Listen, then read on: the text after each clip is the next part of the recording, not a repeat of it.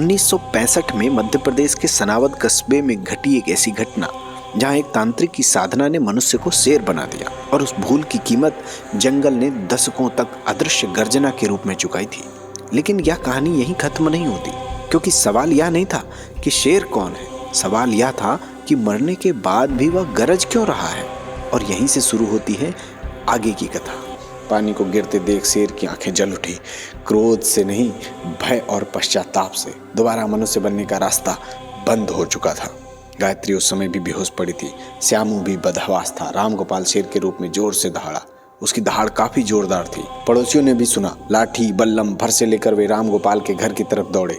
राम गोपाल को सारा माजरा समझ में आ गया। लोग सचमुच उसे शेर समझ बैठे थे, लेकिन यही सच था। एक व्यक्ति ने निशाना साध कर राम गोपाल की तरफ बर्छा फेंका। राम गोपाल वार बचा ले गया, छलांग मारकर घर को पार किया और जंगल में निकल गया, विलीन हो गया उस जंगल में। गायत्री को तब होश आ गया था। लोगों ने पूछा, शेर कैसे यहाँ आ गया अचानक? पहले तो यहाँ आदमखोर कभी नहीं आया। गायत्री ने रोते हुए अपने सर्वनाश की कथा कह सुनाई। मारे भय के सबके सर्वांग कांप उठे। यह सब अप्रत्याशित था। मंत्र सिद्धि का ऐसा भयानक परिणाम होगा, इसकी तो कल्पना तक नहीं की थी किसी ने। तंत्र ने स्वयं राम गोपाल का घर परिवार सब जला दिया। उसके बाद गायत्री के बुरे दिन आ गए। पति के अभाव में उसका जीवन तमाम कठिनाइयों और विपत्तियों से भर गया। केवल गायत्री का ही नहीं, सनावद और आसपास के गाँव के लोगों का जीवन दुश्वार हो गया। शेर ने भारी उत्पात मचाना शुरू कर दिया। चारों तरफ अंग्रेज सिपाहियों तक को मार के खाना शुरू कर दिया उसने। चरवाहों ने पशुओं को चराना बंद कर दिया। 10-15 गाय भैंस और 20-25 बकरे मारकर वह उदरस्त कर गया शेर के रूप में राम गोपाल। सनावद के तहसीलदार थे मंजूर अली। शेर का उत्पात सुनकर उन्होंने मालकम साहब से शिकारियों की फरमाइश की। शेर के उपद्रव के बारे में विस्तार से बतलाया उन्होंने मालकम साहब को। साधारण शेर नहीं है वह, मंत्रों के जोर से बना इलाके का एक अभागा पंडित राम गोपाल है। मालकन साहब ने सुना तो उनको आश्चर्य हुआ। भला ऐसे कैसे मुमकिन है कि जिंदा आदमी मंत्रों की ताकत से शेर में तब्दील हो जाए?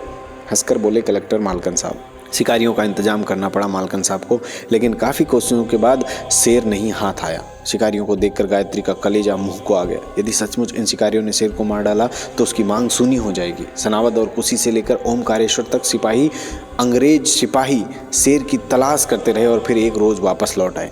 रात होती तो राम गोपाल जंगल से निकल करके अपने घर के पिछवाड़े आ जाता। कभी भूखी पत्नी और बेटे के लिए मुंह में दबाकर कुछ लाता और फेंक जाता। एक बार सोने की गिन्नी से भरी एक झोली ले आया, जो अंग्रेज सिपाही को मारने के बाद उसे मिली थी। गुमसुम सी गायत्री पति की दशा देखती रहती, फिर अपनी गलती पर रोने लगती। रोने की आवाज पड़ोसी ना सुन ले, इस आशंका से वह अपने मुंह में कपड़ा ठूस लेती थी। उसे रोते देखकर शेर की आंखों में भी आंसू झरने लगते। भोर होने से पहले शेर फिर गायब हो जाता। श्यामू गांव के पटवारी शारदा प्रसाद के यहाँ से श्राद्ध भोजन करके एक दिन आया। आधी रात के समय उसे उल्टियां होने लगी, दस्त भी लग गई। गायत्री घबरा गई। तुरंत गांव के वैद्य माता दीन को बुला ले आई। कई दिनों इलाज चला, लेकिन माता दीन ने कहा कि इसकी स्थिति बिगड़ती जा रही है। शेर की चर्बी लगेगी। 15 दिन तक इसकी छाती पर शेर की चर्बी का मालिश होगा, उसके बाद ही यह ठीक हो सकता है। कहाँ से मिलेगी शेर की चर्बी? गायत्री से पूछाई। हर घर का दरवाजा खटखटाया, कोई नीम हकीम वैद्य नहीं छोड़ा कि कहीं से। जो पीलिया रोग से क्रश हुए श्यामू की गिरती हालत देखकर गायत्री ने इंदौर जाने पर शायद वहां के शाही हकीम के पास जीर्ण ज्वर काटने के लिए शेर की चर्बी मिल जाए, लोगों ने बताया। परंतु वहां जाए कौन? गरीब थी गायत्री। शाही हकीम शेर की चर्बी क्यों देता?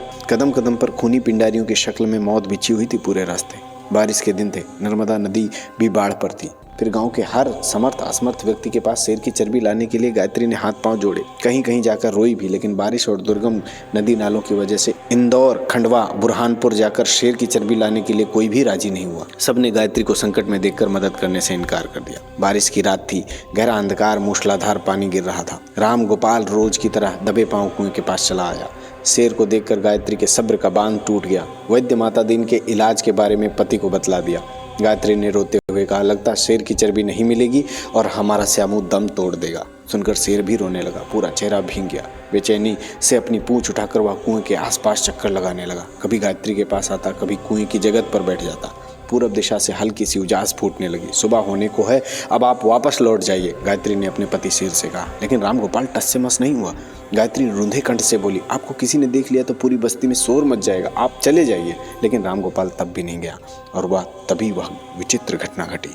कुएं की जगत पर अपने दोनों पंजे सटाकर अचानक जोर से दहाड़ा राम गोपाल। 1 बार, 2 बार, 3 बार उसकी दहाड़ से समूचा सनावद गूंज उठा। अपने घरों में बिस्तरों में दुबके हुए लोग शेर की दहाड़ सुनकर चिढ़ गए। ईस्ट इंडिया कंपनी के सिपाही भी उस गर्जना को सुनकर जाग उठे। तहसीलदार मंजूर अली ने भी वो आवाज सुनी।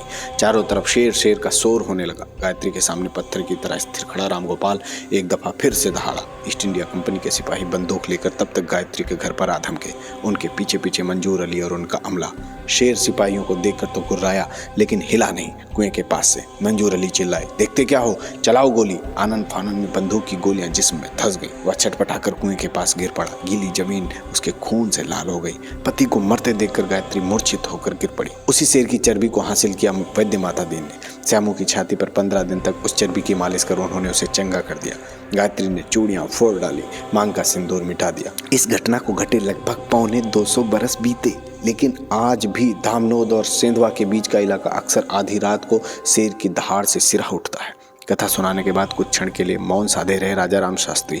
फिर जैसे अपने आप से ही बोल पड़े, वह समझ नहीं आता शर्मा जी, शेर तो मर गया, लेकिन उसके गुर्राने की और गरजने की, चिंघाड़ने की आवाज कैसे सुनाई पड़ती है? यह रहस्य मेरी समझ में नहीं आया अभी तक। मैंने कहा, शास्त्री जी, इसका बड़ा ही सरल समाधान है। वह क्या? चौंक कर बोले शास्त्री जी। मैंने शांत स्वर में कहा, वह राम गोपाल की प्रेतात्मा है जो शेर की गर्जना में बोलती है। शास्त्री जी कुछ क्षण मौन रहे। मैंने आगे कहा, राम गोपाल एक ब्राह्मण था। मंत्र सिद्धि की एक भूल और वह जीवन मुक्ति से पहले ही प्रेत योनि में बंध गया, और जब तक उसकी प्रेत योनि से मुक्ति नहीं होगी तब तक वह जंगल में शेर की तरह ऐसे ही गरजता रहेगा, गुर्राता रहेगा, पर किसी को दिखाई नहीं देगा। शास्त्री जी ने भारी स्वर में पूछा कि मुक्ति कैसे मिलेगी?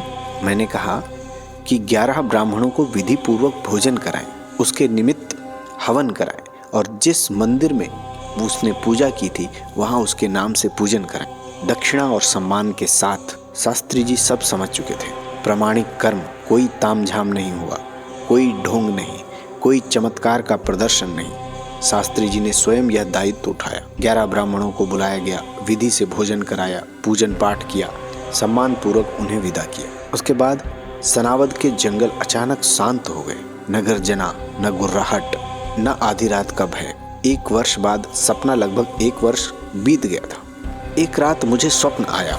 एक युवा ब्राह्मण सामने खड़ा था, गौरवर्ण, धवल धोती चादर, गले में रुद्राक्ष की माला, मस्तक पर चंदन। उसकी आंखों में कृतज्ञता थी, भय नहीं। उसने दोनों हाथ जोड़कर कहा, मैं राम गोपाल शर्मा हूँ पंडित जी, आपकी कृपा से प्रेत योनि से मुक्त हो चुका, अब पुनर्जन्म की प्रतीक्षा कर रहा हूँ। मैंने आशीर्वाद दिया। अचानक नींद खुल गई। कमरा खाली था, लेकिन एक विचित्र सी गंध हवा में तैर रही थी। सुबह होते ही मैंने भोपाल फोन किया। शास्त्री जी की आवाज कांप रही थी, बंधुवर, ब्राह्मण भोजन के बाद से शेर की आवाज सच में कभी नहीं सुनाई दी। कुछ क्षण चुप रहकर बोले, आज मैं मान गया, जो कुछ हुआ वह कल्पना नहीं थी। यह कथा यहीं समाप्त होती है। प्रश्न केवल इतना है, क्या आप विश्वास करने का साहस रखते हैं? अगर हाँ, तो इस चैनल पर आपको मिलेंगी ऐसी ही अविश्वसनीय लेकिन 100% सच्ची घटनाएं। अगर आप भी सच्चे साधकों की इस खोज में मेरे साथ यात्रा में चलना चाहते हैं तो आप अभी इस चैनल को सब्सक्राइब करें। कहानी पसंद आई हो तो ही लाइक करें और कमेंट करें कि आपको कैसी कहानियां पसंद हैं।